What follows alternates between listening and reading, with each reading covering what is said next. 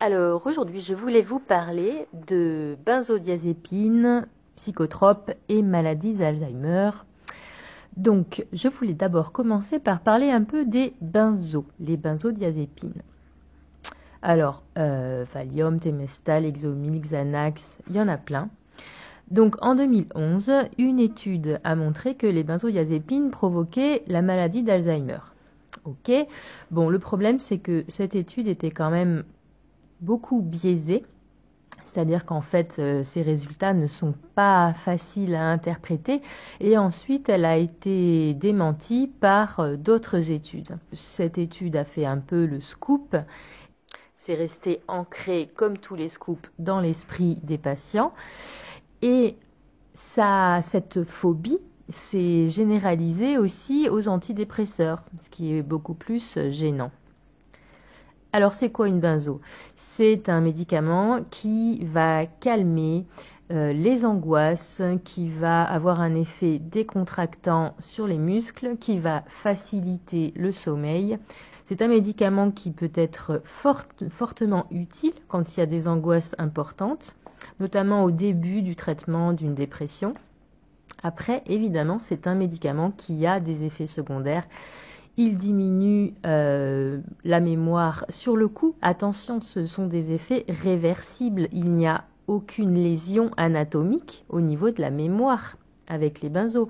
Simplement, il diminue la mémoire sur le coup et ils ralentissent globalement le fonctionnement du système nerveux. Donc forcément, si vous en prenez pendant des années et à forte dose, il va diminuer votre réserve cognitive.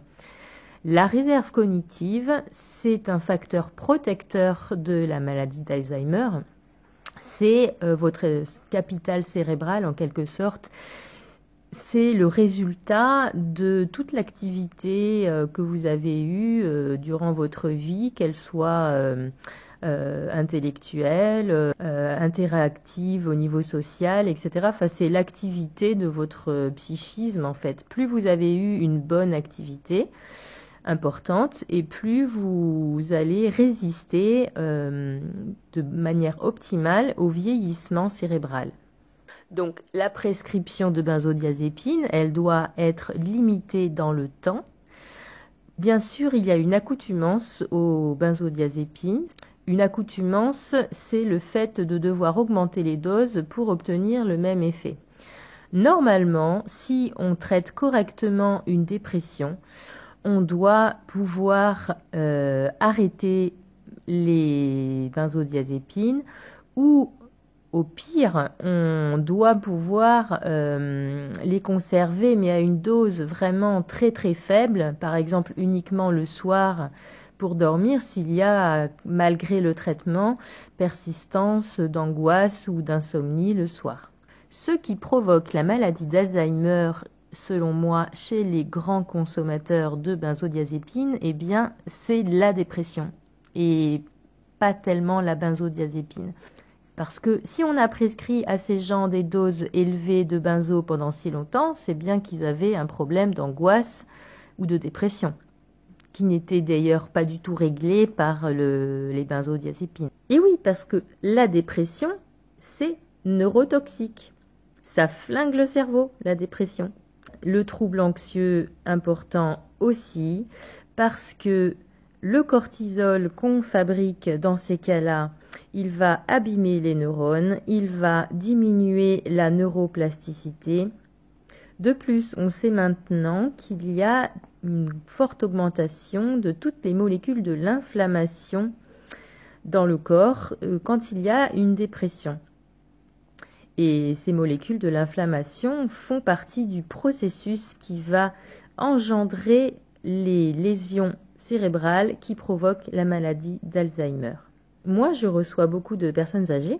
Alors, quand je reçois une personne qui a pris des benzos à forte dose depuis très longtemps pour son trouble dépressif ou anxieux, eh bien, la plupart du temps, oui, cette personne a des troubles cognitifs, même si elle n'a que 65 ou 70 ans.